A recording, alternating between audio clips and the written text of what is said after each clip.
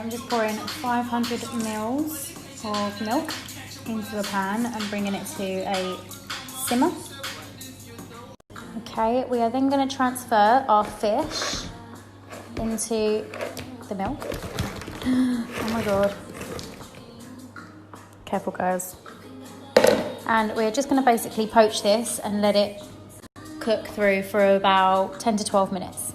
Okay, so while we've got that on poaching, we are then going to sort out our potatoes. So I'm cutting up about 450 grams of potatoes. I'm going to boil these and cut them into little pieces.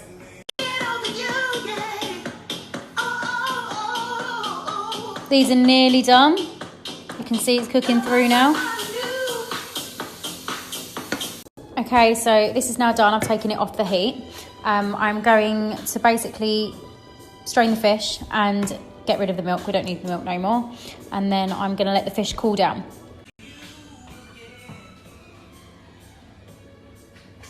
Okay, don't ask because honestly, I've not done this before. Okay. Yay.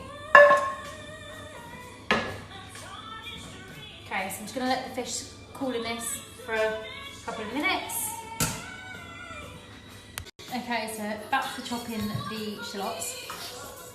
This happens to me all the time.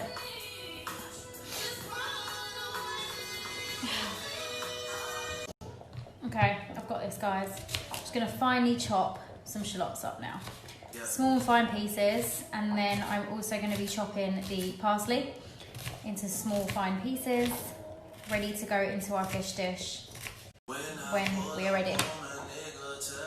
Guys, so the fish has cooled down, so I've just chopped that up into, well, I say chopped, so I've just kind of crushed it into little fine pieces.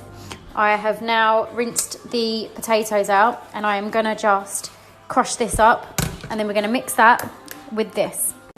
So, little tip, I've just put the potatoes back into the hot pan, and I'm just going to close the lid and leave it for like a minute or two, and what that does is basically just drain all the excess moisture from the potato so we can dry it out, so there's not too much moisture when we put it in.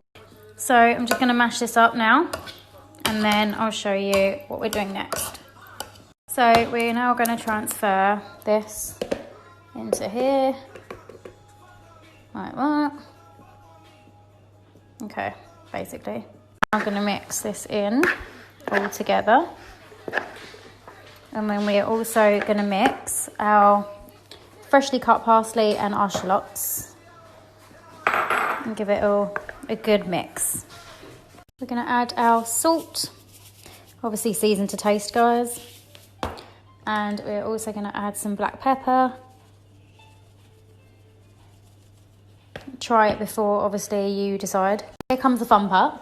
We are going to divide this into, well, depending on how big you want your fish cakes, I'm going to sort of make maybe 8 portions, and then to be continued.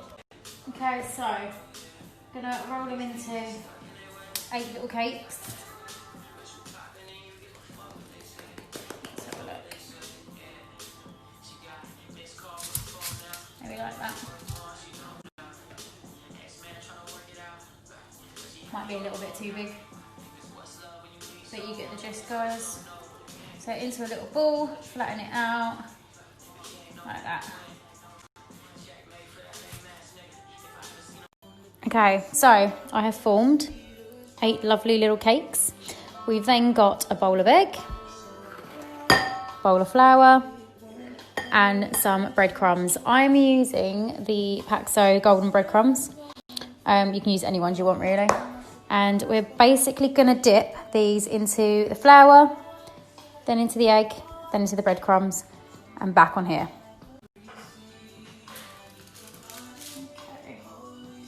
Into the flour, like that. Into the egg.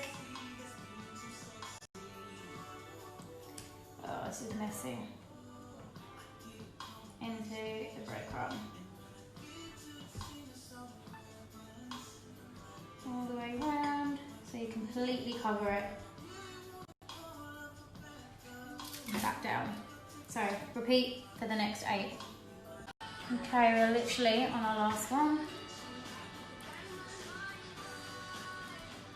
mix in.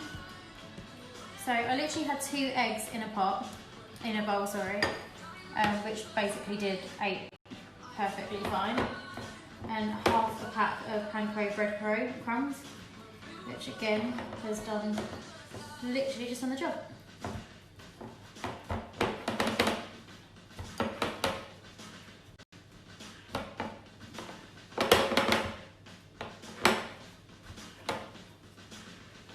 Perfect.